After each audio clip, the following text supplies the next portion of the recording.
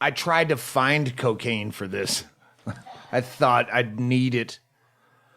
And maybe I did.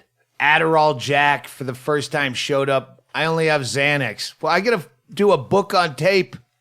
I keep saying a book on tape, an audiobook. There's no tape. So, yeah, I had to settle for coffee. I am here with Ggreg Chaille, Bruce from Audible.com. Should we do a commercial for it? Audible.com. Do you want to hear this book on tape that we just did? Day one of allegedly 4 days we're supposed to do this book on tape. And you know, look in his eyes, Chad Shank. Do you think he thinks we're going to get this done in 4 days? Not a fucking chance. He knew when he walked in. We didn't even start, and he knew. He'll make it work. I said, yeah, I think I read one paragraph and went, hang on, mimosas. We need drinks to get this to work. Chad Shank is here. Chris O'Connor from page 35 of Digging Up Mother. This is so much fucking fun having this many people that are part of the book. I keep forgetting people like Hennigan's in the book. Matt Becker's in the book. They're all going to be here in the next 5 weeks so we can do all this. I read the chapter about you. Then we could talk shit. Me and Okie talk shit about whatever we can remember from the day. Pretty much. 13 years old, egging cars, throwing shit bags at buses. Oh, Pyrotechnics. Pyro shit. Let's not do pyro shit because it's fire season here. Yeah, and that's really good. frowned upon. But tonight, before you leave, because you're leaving in the morning, Yeah. I found myself reading the book when I could get through a sentence, putting the Massachusetts accent in it because Okie's here, and I've picked it up over the last 3 days. Yeah. It was like a horror movie. I'm like, what am I saying? That's all fucking Okie. One thing that was great to hear today with this session was about the Chandler Junior High with the dress. Because I remember that day. It wasn't a dress, it was a pantsuit. Yes.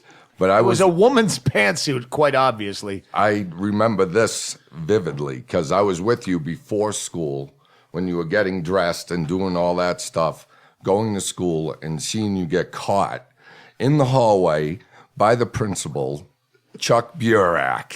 Fuck you, Chuck Burak. No, it was awesome because there was a big swarm. It was like a school fight. You know how everybody swarms around, but Chuck Burak had you pinned against the wall. And Doug, what are you doing? And I had a oh good my defense. There's no school dress code. Why can't I wear some old woman's swirly, multicolored polyester pantsuit with a Flava Flav clock around my neck? And the big Sophia Loren glasses. Don't forget those. I forgot those. That's why it takes a village to write a book. Chad Shank fucking saved my ass on this. I've been talking shit about how I read like Bill Burr, but Bill Burr would have been in here shaking his head in shame at how many times just one word I couldn't get through.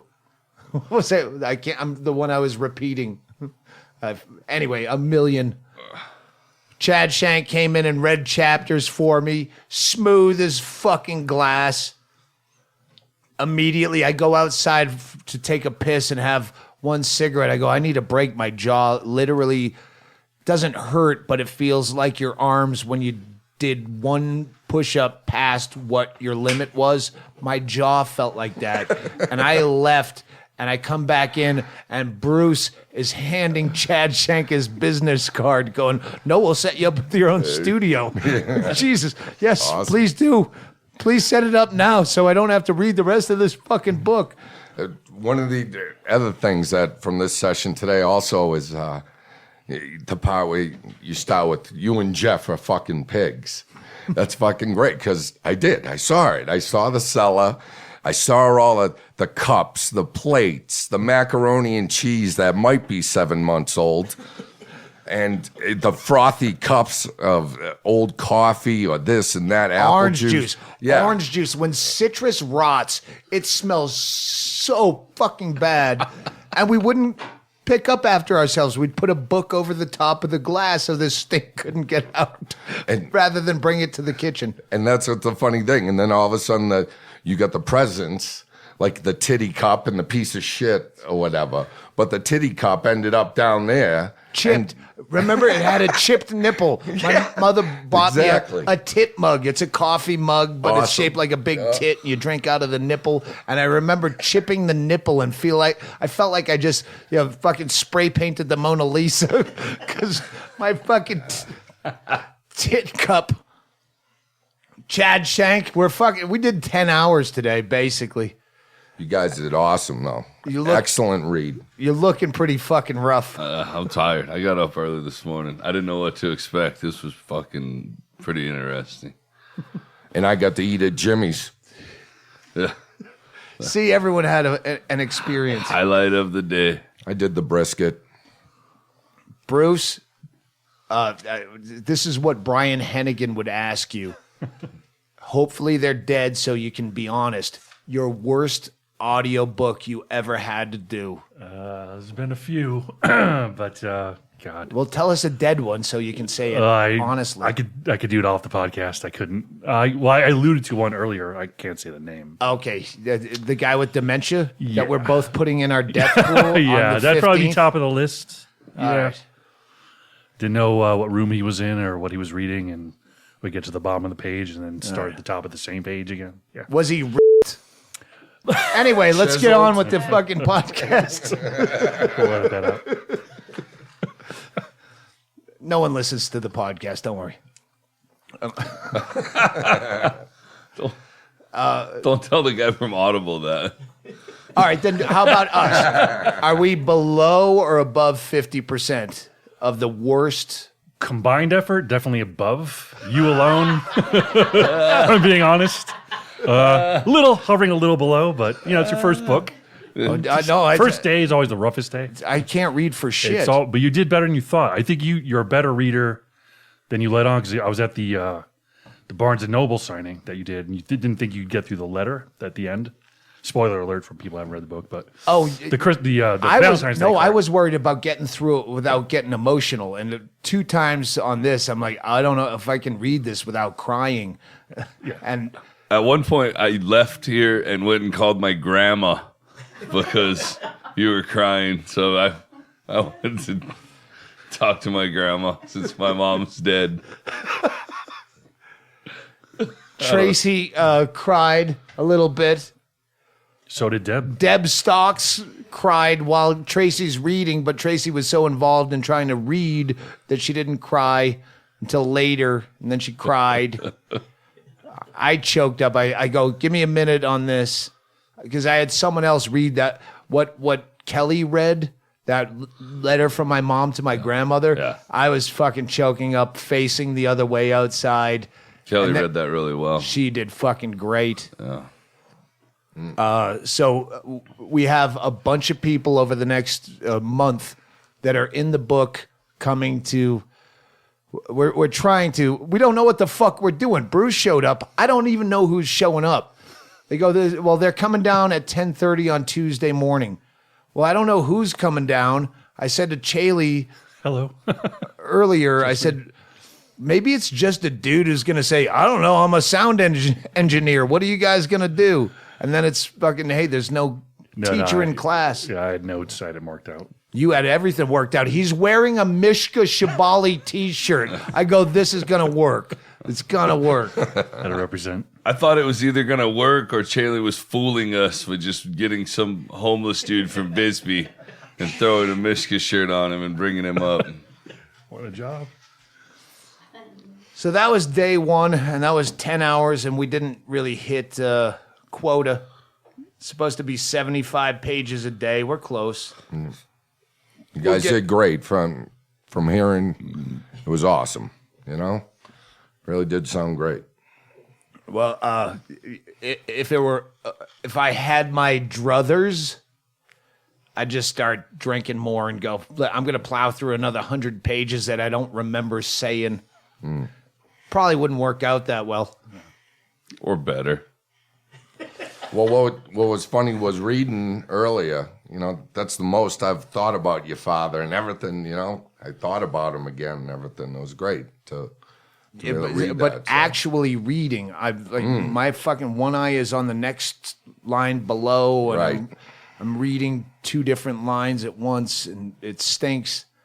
And then everyone's sitting in here, and everyone's fucking bored. That's why I try to switch people out. Fucking get Okie in here, because otherwise he's just gonna sit there and fall asleep, and it's really not a good audience. Don't ever think I'm bored, and I fucking might look tired, but this is fucking really interesting to me. I'm being completely honest. From the first time I heard an audiobook, I wanted to be a part of one, so this is fucking really cool to me. Well, yeah, the only time I had fun was watching other people read it, where I didn't have to. I like the little asides, like when you went off script and then you had a conversation with Okie, and you had a little story that added a little flavor to a story that was in the book. So that's kind of an added feature. And we have at least 7 more people that were part of the book coming in over the next month we're going to go off script every time they come up, and we'll talk about what we remember about that time. Right. You haven't mentioned Mishka is going to be here as well, and that's a very powerful part that's of the book. one of the 7. That's what I mean. You didn't mention him earlier. Becker, Mishka, Patty, Sarah, Hannigan is in the book. Betty, she's all over the first chapter. and Betty's special guest that she's lining up, the mortuary guy. Oh, if she can get the mortuary guy that tried to put Bingo in the fucking hearse, if we can get him, that's a coup. Bruce came down. Again, we had no idea how this works. We've never done this before. First book, first audio book. Bruce comes down with fucking notes and post-its in the script, in the manuscript. And he goes, "Hey, I was thinking for Ginger, that bartender, is Margot available?"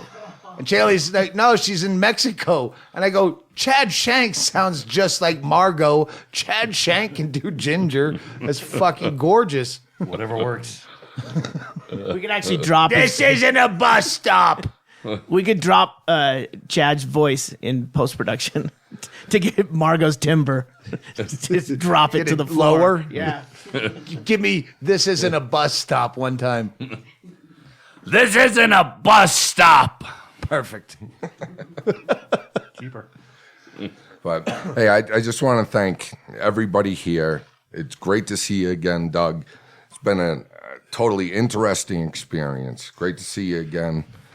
And the audio book, it's unbelievable. Okie's leaving in the morning. I told him I'd tweet this, and remind me tonight, because this is going out. I don't know what route you're taking back, but he's driving from Arizona, southern route, southern-ish, To New England. back to Massachusetts. So yeah, if you have a hookup, a couch, you own a bar, you want Okie at your place, just tweet at him, because we made him get a Twitter account, and he picked the most fucked up, unmemorable handle. It's at. Go ahead. Christoph Ocon, ChristopHROCONN. Christoph Orr. Wait, there's a R in there's a weird R. Oh, towards- yeah. So, One more time. Have Google You're save reading it and you can't get it right. That's how fucked up it is. Jesus. Okay, so Christopher Ocon, ChristopherOconn. That's my rap name when I'm woofing up Kenny. He did well against Kenny, but I think Kenny ultimately. Well, he practices every day. Come on. Well, The night before, I don't you know were your- practicing. Fucking Okie was rapping to Led Zeppelin songs and shit, just that weren't rap songs. He's freestyling. We were pretty shit faced that night. All right, good times. It's Good Jay times. Giles, wasn't it? That's where it started. We periscoped. Yeah, we periscoped Oh, that yeah. one. Get on my Periscope at Doug Stanhope. I don't know how to use it, but Chaille set it up on my phone. We were going to Periscope tonight when Chad Shank was reading my story of my. 1, 2, 3. I pointed at you while he was reading it because it was you. I hadn't seen the Saturday Night Live bit, but you'd quoted all the time. Fred Garvin. Male prostitute. And that's what I turned into that night. That cookie story's fucking awesome. And That's great. Chad read it. And you only, what'd you get, the $30 instead of the 50? I got the 30. At least you got something. Yep. Instead of, you could have walked home, too. I was You got a ride, at least. You know? Factor. I was in underage. I was Fuck only it. 17, so I think I'm a rape victim and a former sex worker, technically. As long as it's good on paper, I'm a fucking victim. So you should really support my book. If you support sex workers' rights, victimization, child abuse, white slavery, I guess I could throw that in there. I had to stay the night. I'll testify. I read the story and almost gagged. It was bad. Is there such thing as a secondary victim? I feel like a victim myself at this point. You did stop at some point. Yeah, I was laughing. It's a funny fucking story. All right. I think we're. That's a brief podcast. It's an update. We have 3 more days scheduled to finish this book on tape, and then we get a month of people coming in that we can plug in as director's commentary to the book on tape. But just getting through reading 336 pages when you. I want to thank you guys all again. It's great to meet you. You know, the drive here was an experience, and then to be here, thank you again. Likewise, sir. Awesome. Okie, we love you. Follow him at Christoph or Whatever Connor, it is. Just rewind and get that fucking. It'll Can be you in the show reset notes. it? We'll put it in the show notes and it'll be on the webpage. Just you can get the link from Doug's website. And in the meantime, he'll change it to something memorable. Like Yeah. Okie, 1968. Okie Okan. Well, I was half stiff when I did it. What do you want? Stiff.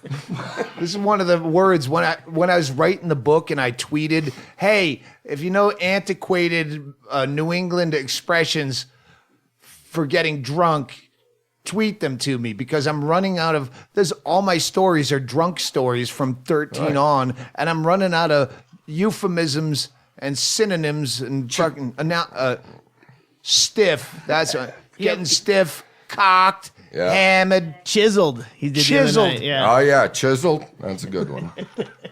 That's a mint one. That's mint. All right, we got to start again. Oh, hold on. I got a couple things I wrote down the other night when you guys were really drunk. Spider Gates. You got any? Did you ever? Spider Gates. I fucked Creepy. some girl I fucked on a gravestone or grave in front of a gravestone on the grave at Spider Gates, and the cops showed up, and I tried to finish even still, and it was dusk. It wasn't even dark. It was dusk, and I just like tried to finish really quick, even though they're yelling "cops, cops." Yeah, you picked a good spot. Good spot, buddy. Spider Gates was an allegedly haunted cemetery out by the airport in Worcester. It's an I old. thought it was a it's guy. No, it's It was a dude. He was the guitar player for Guns N' Roses before they started. Yeah.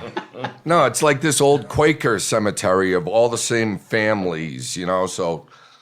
Generations and generations. Yeah. The whole thing about it is that you go to it, it's down this dirt road, and it has these 2 gates that have these ornamental ironwork of. They don't have spiders. That was the thing. That was the legend, is they used to have like Right. Black Widow spiders. And It's when just you a grow up, circle with a wave design on the outside of it. Yeah. you realize when you get older, no cemetery is going to put fucking big, giant metal Black Widows. It's fucking legend. As much as it was never haunted, it never had giant spiders on the fucking gates of a cemetery. Meet me over at the Frankenstein statue. I mean, they wouldn't have like horror movie stuff in like a mortuary, right? But a girl would fuck you there just for the story. Well, back in the day, it was the whole great place to go on Halloween, you know? And so, It was haunted, and we're Oh, gonna yeah. drink beers. and then the cops are gonna show up. Cops. All right, that's enough. We'll wrap up every night. We'll do like 30 days in the hole. We'll do wrap ups every night after we tape this fucking relentless audiobook. It was worse than I thought, but I think the last day when we start fucking with it, once we get it out, then we can start fucking with it and doing director's commentary. We'll have more fun. All right, until the next day, no comment. Play some, hey, who do you want to hear, Mr. T-shirt? Some Zeppelin. No.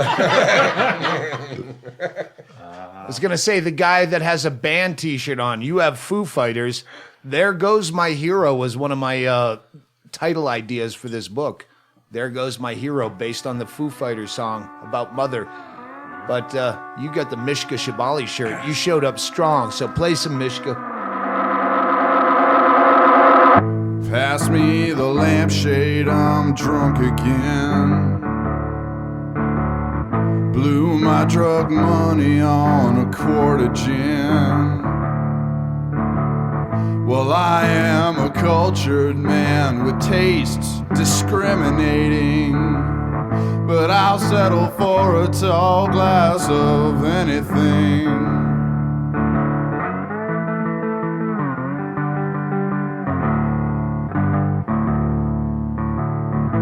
Fell in love with love and death and darkness. If I'm a bad drunk, well, it's not for lack of practice. This is no modern romance. 'Cause I'm going home in a fucking ambulance. Well, am I the only one drinking tonight? The only one drinking tonight. Spring break gone broke, it's sprung. Now I'm the only one.